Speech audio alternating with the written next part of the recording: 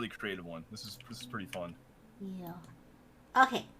So this one, does that not reset? Oh, that's still really small. This is Desmond's, right? Yeah, this is Desmond's.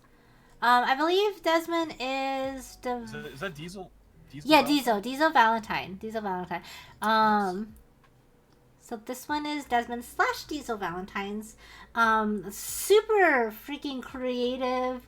Um, elementary master of nature. This is sky element mode. So this person has control over like lightning and wind and stuff like that. It's a really creative character. Super creative character. So let's go ahead and read his description. So you guys kind of get an idea where. Yeah, creativity is fucking off the hook on this one. Mm-hmm. So Desmond said, okay, so I admit to the fact I'm quite old school and crude in my art. I straight use pen and draw exactly what comes to my head. In this case, I was redrawing my fan fiction character, Elementary, the Master of Nature, which Pam was talking about. Mm-hmm. This is him in his mode called Sky Element. This gives him power over wind. Did you say this stuff already? I kind of summed it up really quick. Oh, okay. I just want to make sure we're not missing anything in particular. Yeah. His main weapons are Thunder Sabers, right hand, and Lightning Longsword left. So he's actually using two sort of Thunder Lightning-esque weapons. So Desmond's concerns were if I can do it a little, if not a lot better, to make it look more realistic looking. So he wants to kind of push more realism into his drawings. For example, if you could jump off the page and stand in front of you ready for action, how do I do that? So the ideas are there. He just wants to kind of up his game and produce sort of more of a dynamic image. So maybe something a little bit more realistic that can kind of jump off the page for you. What's up, Luffy? How you doing, dude? Hi, Luffy. Yes, there's Diesel. How you doing? So that's the image we're working with. I'm gonna go ahead and pull up Study Jam piece here.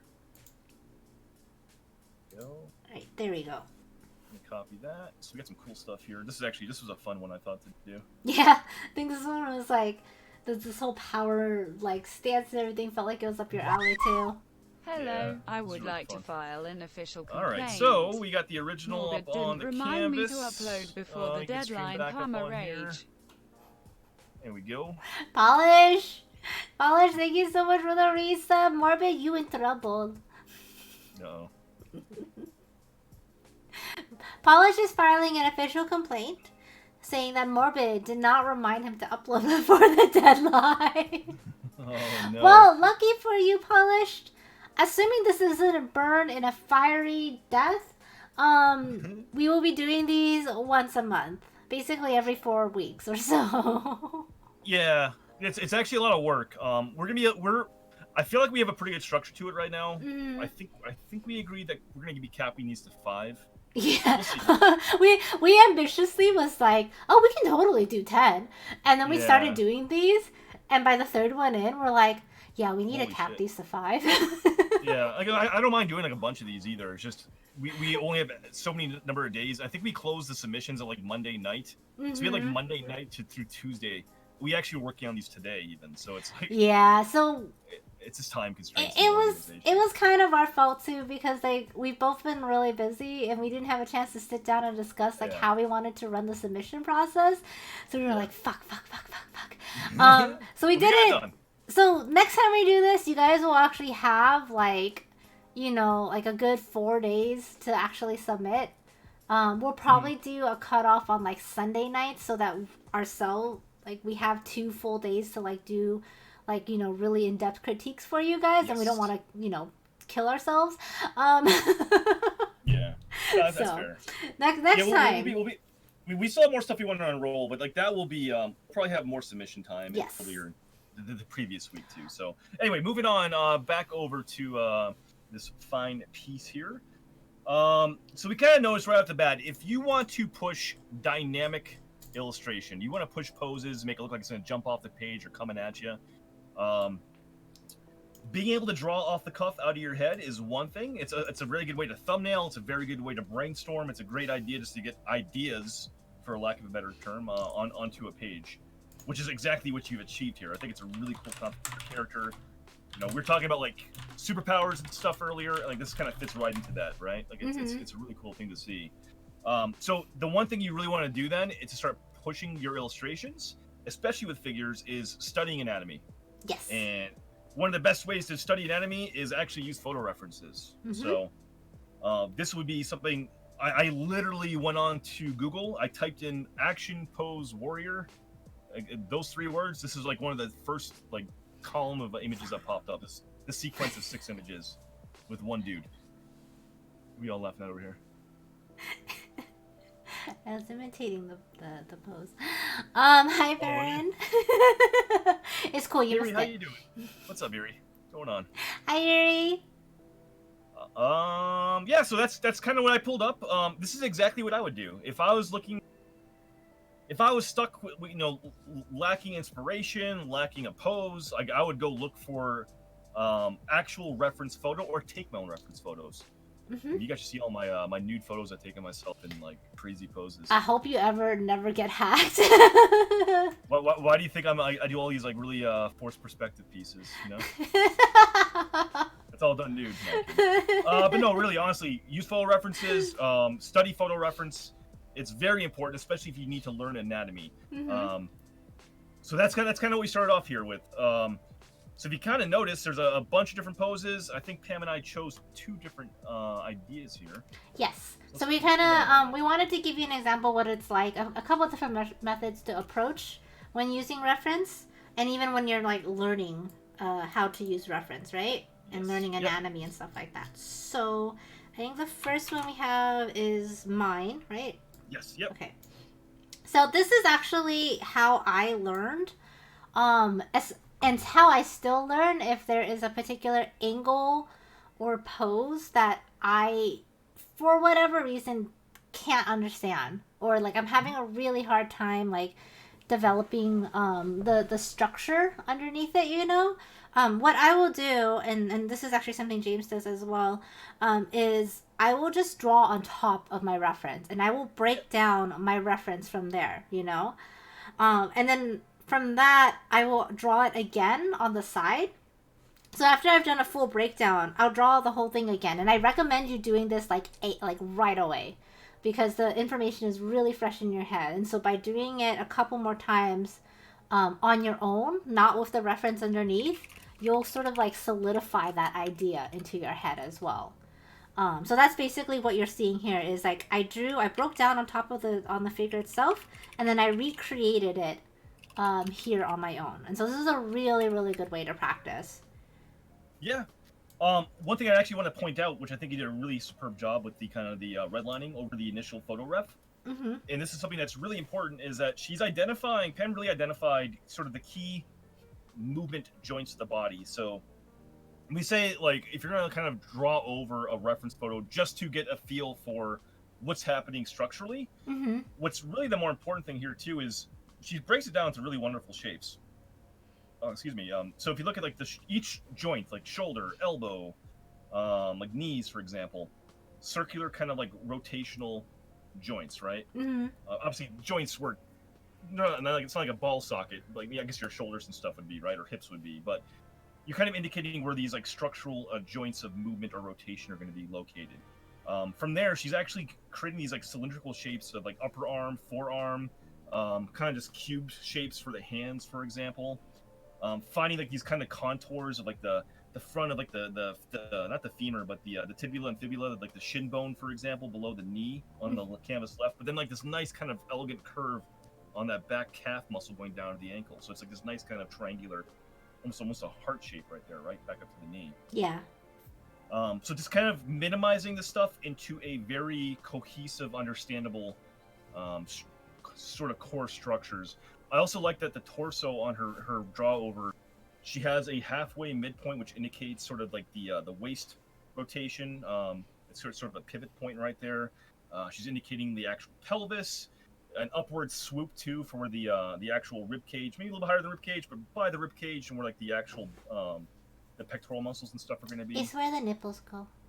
Yeah, I mean, like that's fine, but even like one other really key element, exterior line on canvas right below the armpit down to the hip, but then you have like one smooth arc going from the interior shoulder down to that same hip location. So what that actually did was it created this little like two kind of chunk plane, but that's actually the side of the body, right? Like that's the actual that's be underneath your arm. So you I think you really kind of broke it down into very digestible, simple geometric shapes right here. Yeah, it's really good. Compliments. Yeah, but I think the key here, though, I think we want to emphasize too, is after you do that step, keep this on your canvas. Yeah. Oh shit. Oh snap. Mr. Crease. Can I go pee while you introduce yourself to these guys? Yeah. Go ahead. Guys. Pam's peeing. What's up, Crease? Yo, thanks for the raid, man. How you doing? Guys, welcome to the stream. I'm James, or J Hansen Art. I am a illustrator, painter on Twitch. You're actually jumping in when we're doing EUP. We're actually doing a study jam session. That's Pam in the background. She's taking a pee. Spalina, welcome. Chris, how you been, dude? This is our weekly session. If you're brand new, we are doing a thorough critique session on viewer submitted work. We're actually going over all of our images here, like drawovers, notes, etc. And then later on, after we finish the critiques, we'll be doing sort of a 90-minute to 2-hour study session too. And it's not my coffee over. No! My coffee's okay though, boys and girls. Thank God! That was almost a disaster. If you guys are kind of unfamiliar with my work though, let me show you what I'm kind of working on. I actually do a lot of illustrative stuff. I do lots of portraits as well. I'm working on a One Punch Man painting right now with Saitama. And if you want to see more, there's stuff up my Instagram as well. But about to go to C2E2 tomorrow? Dude, that's crazy, man. I'm doing well. Been busy. We're kind of getting ready. I'm trying to get work done for conventions as well. This is one of the pieces I'm trying to hammer out as soon as I can. Commissions, all that fun stuff. How busy is your convention work going to be? Is your convention lineup for this year? David, what's up, man? How you doing? Nimbus, what's up? What's up, Abs? Ari, how you doing? Welcome, everybody. Hope you're all doing well. You know, it's funny. It rolled off the desk and it almost fell on top of my PC. But luckily, I have like I have a lid on it, so only a couple drops fell out on the floor. We're okay. Yeah, guys, welcome to the stream. I hope you see something you like, and we're gonna get back. I think Pam just finished peeing. Hellos. If you guys are brand new, actually Abs has dropped the SJ command. If you want to hang out on both streams, click on studyjam.com. It's a dual stream CADGAR link, just redirects you. Pam actually bought the URL for it. And then the Discord link is where we do all of our submissions and critiques, as well as our reference material stuff too. So, yeah. Hi, Hack. Crease has 13 shows. Jesus.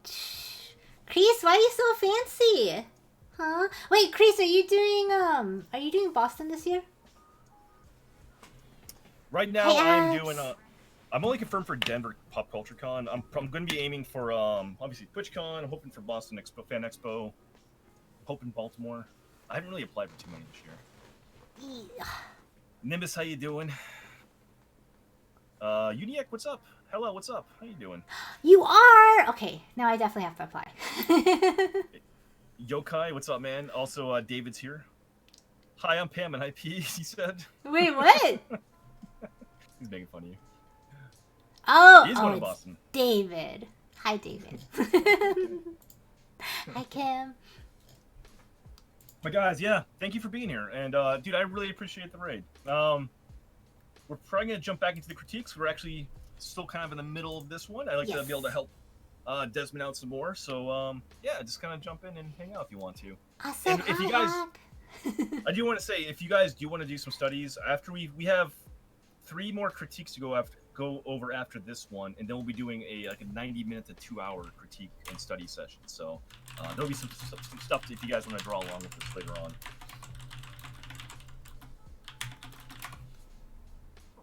It's getting worse every year. Oh no.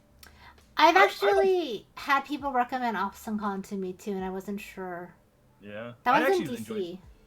I enjoyed Baltimore, but I didn't do as well as I thought I'd do. So, yeah.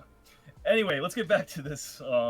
Yeah, so I think one thing we did want to point out is, and I think Pam actually did mention this, but a good way is if you do redline the body like you have done on the left here very, very well, a really good way to learn this, Desmond, is if you're working digitally, for example, or if you've done it, on an actual reference photo, you can basically recreate it without the draw over.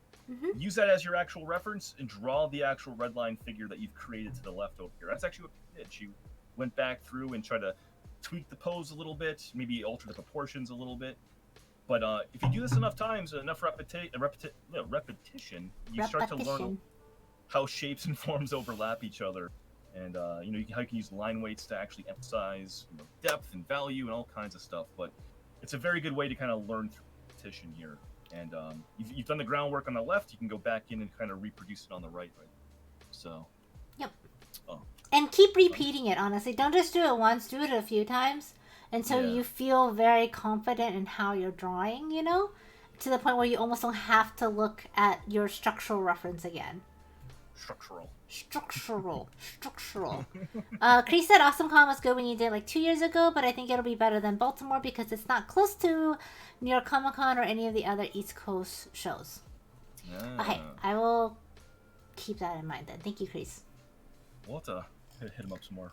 Yes. I know. Chris, give us all the con tips because no one wants us. Oh. So the next one is what I did. I'm just a pot of like self-pity, a pit of self-pity no. today. Next one I did a red line in my own little style though. I don't quite go to like the cylinder and like basic shapes, but I do try to find core forms and stuff. Like I do like more like zigzag, like lightning bolt kind of like Z's and stuff, like for shoulders down the elbow, down the wrist, for example, just to find like quick gestures in basic shape.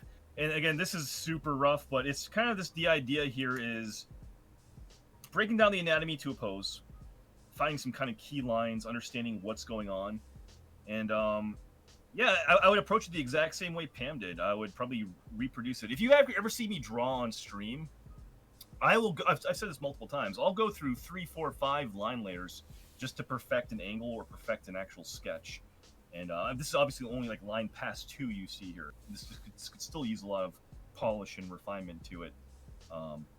But the same process I'm depicting here. I'm going back in, adding my own like line weights and kind of my own spin on it right here. I'm also, the other thing too is, instead of replicating a pose 1-to-1, the more you do this, the more you build up your visual vocabulary, you're able to then actually start to kind of tweak the pose. Maybe you're pulling one of the legs backwards, like he's walking forward, and one of the legs kind of going forward, and more of a twist in the body, for example. Those are things that you can kind of build up and experiment with the more that you do this, right? Diesel says, when it comes to my work here, I'm more of a card-carrying ink and paint club member kind of guy. You can still do these sort of structural things with ink, Diesel. I mean, even if you don't want to use pencil and you just want to do ink, you can go in super light with your ink strokes and just like layer and deepen on top. Honestly, like one of he. Unfortunately, because he's actually sleeping properly now, Indian Abroad doesn't really come around here anymore, but when he first started doing study jams with us, he was doing all ink, like all inkwork stuff, Yep.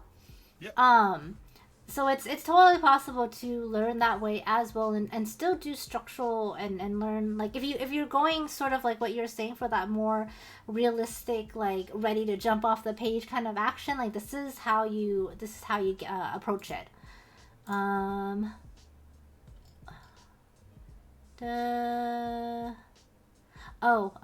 you see the question in my channel?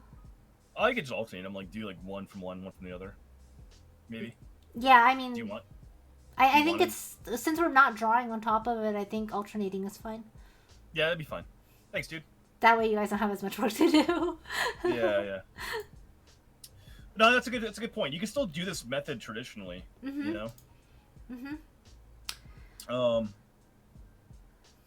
know you do a lot more traditional than I do, but yeah, I think obviously don't commit to like you're like a dark line. Or if you do work very heavy-handed, you could literally do like an onion skin kind of method where you have a paper on top and you kind of work, or even off a light box, just to kind of replicate your work on top of that too. Yep. There's no problem with doing that either. The idea though is just getting reference, finding poses that seem appealing, and really breaking down the actual the anatomy. and I think it's really important to kind of start doing this kind of groundwork, because your information, your ideas are phenomenal. Robin, thanks for following. I think you have a great imagination. The character just oozes personality, but you got to make sure that you can get the underlying information, i.e., the proportions, the anatomy, and stuff, kind of in a cohesive state first, and then that way you can start layering all the other elements and the bonuses on top of that to make it really shine. I think so. Yeah, it's that would be I think both our recommendations here. I'm not sure if there's anything else you really want to kind of hit on this one. No, I think that's really kind of, since that was like the focus of the question, I think this is like the best direction for you to go in, even if you're just using a pen. Honestly, if you find you really just love using pen and paint, get a light box. You can get one for like they're pretty inexpensive. And that way you can practice doing your structural lines underneath and then drawing on top of that. Like if you look at a ton of traditional artists like Pokore Miyu, like she does a lot of like her heavy sketching, and then she'll put another paper on top of that, do a light box underneath it, and then create her cleaner sketch lines on top of that. It's really super common amongst artists. Yeah. I mean, I do with my digital, my traditional. In my sketchbook, I go through, like, even when I do convention passes, like, if you guys know Crease is a beast, but, like, Did you just not quite. Yeah, Crease is a beast. No, but, like, I'm not that polished, so, like, I'll go through, and, like, I'll do my initial sketch. I'll actually, with pencil, and I'll go back with a kneaded eraser. I'll pull back, I'll redraw again, and I'll go back with a kind of refined line to it to kind of get the likeness down. Yeah, and then, like, you go back in with pen or ink on top of that, too. So, it's totally fine to use reference, and you can do multiple passes at a piece. Yep. And it's smart too, because you start to get a repetition and an understanding of what you're observing, and that's really the key, is just building up your visual library where you can get to the point where you have to rely on reference less and just pull from your mind's eye, because you've seen it so many times that you know that the elbow bends this way or the neck twists this way, and you see like the actual like ligaments and stuff stretching in a certain direction, right? Yeah. And it's really not bad to do a lot of, I mean, if you're working for speed, then yeah, it might be bad. But while you're learning, it's not bad at all to have to do like a few line passes. Because honestly, I promise you, every single time you do a new line pass over your previous sketch, you will find something new to add or something new to change and improve, you know? Yeah, for sure. But yeah, I think that's our biggest takeaway. I think if you really want to start, because I think your initial concern or question was, how do you make it more dynamic? How do you make it pop more? Give it a pose where it kind of comes off the page, and yeah, just get some good references and start working directly. Because I think what you're doing initially is a phenomenal method in terms of just thumbnailing and sketching in the sketchbook. But then to take it to that next step, start refining it a bit more. Go back in and, you know, and even like if you do another pass and you do like one more sketch and it's not perfect, man, do it 10 more times. Like literally do it 10 more times until you get to the point where it's like second nature for yourself. Literally. Literally. What's up, Jedi? Hi, honey. Honey, what's up, Jedi? How you doing? Hi, Jedi. But yeah, so that'd be our recommendation. I think it's a good place to start off right there. Yes. In terms of how to approach this piece.